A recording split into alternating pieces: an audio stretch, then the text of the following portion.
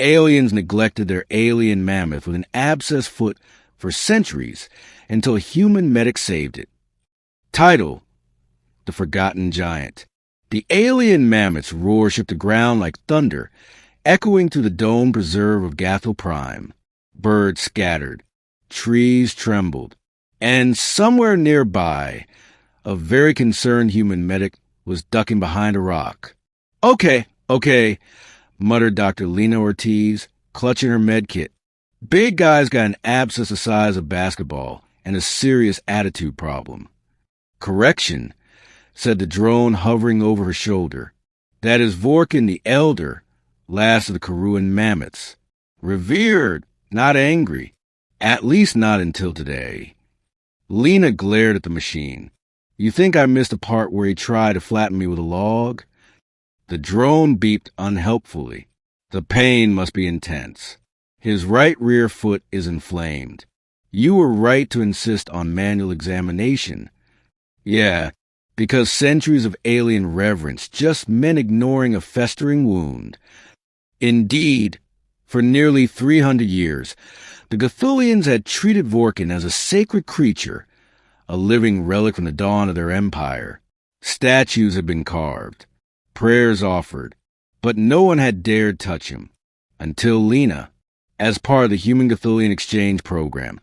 Lena had arrived 6 months ago as a trauma medic, expecting to treat alien soldiers and bioengineered lab mishaps.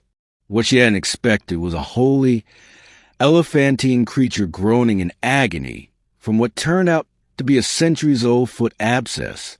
She crept from her cover, holding out a thermal pad with slow, steady movements. Easy, big guy. I'm not here to disrespect your space mammoth dignity. I just want to clean your wound. Vorkuun snorted, nostrils flaring. He stood 15 feet tall, with long blue fur that shimmered like starlight, and a pair of curling tusks that glowed faintly in the twilight. But even from a distance, Lena could see the swelling in his rear leg, the discoloration along the pad of his enormous foot. He's limping worse than yesterday, she said softly. Abscess spreading, the drone confirmed. He will lose the leg within 2 standard cycles. Perhaps his life. Lena's stomach tightened. Then we'd better move fast. She drew a vial of numbing agent from her belt. It was specially designed for large alien quadrupeds, tested on everything from bio-bears to 6-legged lizard oxen. Now it would be tested on Vorkuun. Projector ready, she said, with a gentle whir. The drone armed the microdart injector. Lena aimed at the base of the swelling and fired. Vorkuun roared, but didn't charge. Instead, he staggered and sank to his knees, letting out a long, pained exhale. Lena didn't hesitate.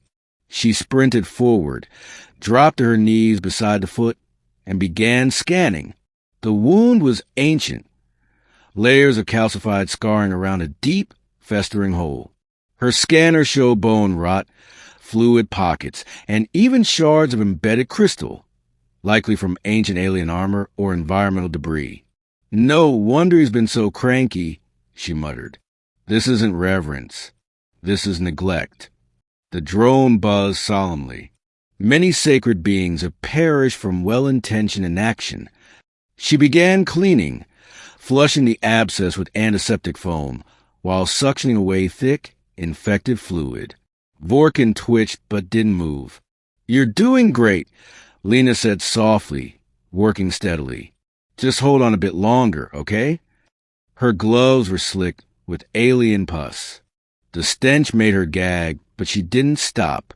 She was deep in the wound now. Tweezers extracting centuries-old shrapnel, some of which glowed faintly with unknown radiation.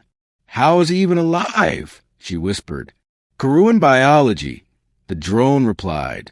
Dense cellular regeneration. Pain tolerance evolved over millennia. Yeah, well, even the toughest giants need a doctor. After an hour of focused work, Lena packed the cavity with biogel, sprayed the outer wound with regrowth matrix, and wrapped the entire foot in a fiber mesh cast. Then she sat back, exhausted and sore. Vorkuun stared down at her, blinking slowly. "Don't give me that look," she said, smirking tiredly.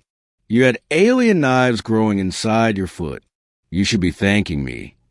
A low, thunderous hum vibrated the air. "He is purring," said the drone, awestruck. "The Karooan rarely do this. It is a sound of deep approval. I'll take it."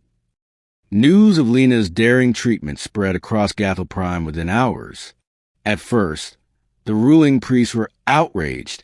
How dare a human touch the sacred one? But when Vorkuun stood the next morning without limping, and even used his trunk to gently nudge Lena's shoulder, the outrage became awe. By the end of the week, alien scholars were begging Lena to share her methods. Ancient preservationists requested interviews. One even tried to give her a glowing egg that apparently housed a sky serpent larva. She politely declined. But none of that mattered to her as much as the moment Vorkuun followed her back to the edge of the preserve, his cast still glowing with active regeneration. "You're walking better," she said, smiling up at him. "Don't push it too hard, okay? You're not 20 anymore." Vorkuun leaned his massive head down and gently pressed his forehead to hers. Lena froze, heart pounding. Whoa! The world blurred. Not visually, but mentally. Thoughts not her own flooded her mind. Images, emotions, old pain, ancient battles, silence, centuries of being worshipped but ignored, longing, and then her. Kindness, relief, connection, telepathic bridge. The drone buzzed.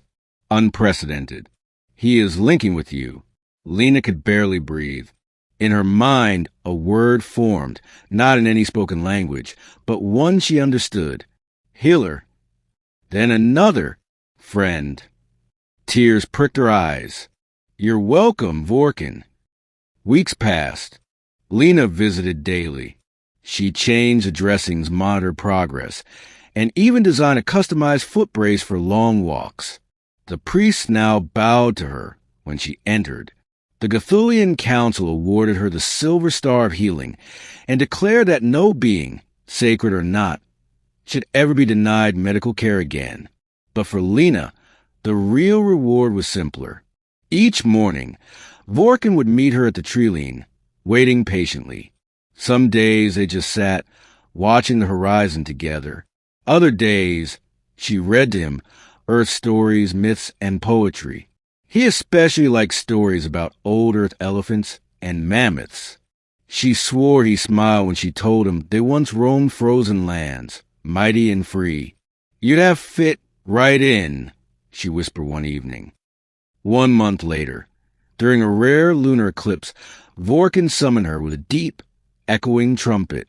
She ran to the preserve breathless, and found him standing tall, his cast removed, his foot healed. "Look at you," she whispered. "Whole again." He knelt, motioning toward his broad back. Lena blinked. "You want me to ride you?" He nodded slowly, with a laugh of disbelief. She climbed onto his back. They walked together through the moonlit preserve, starlight reflecting off the glass dome.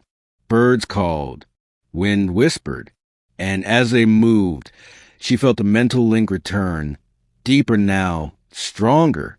He showed her his memories, vast tundras, lost herds, forgotten songs. Then he showed her Earth. Wait, are you asking? A vision of ships, of Vorkuun among her people, of healing others, of partnership. "You want to leave Gathul Prime?" He nodded. "Come back with me?" Another nod. The stars wheeled overhead. "Well," Lena whispered, smiling wide, "guess we better find your passport."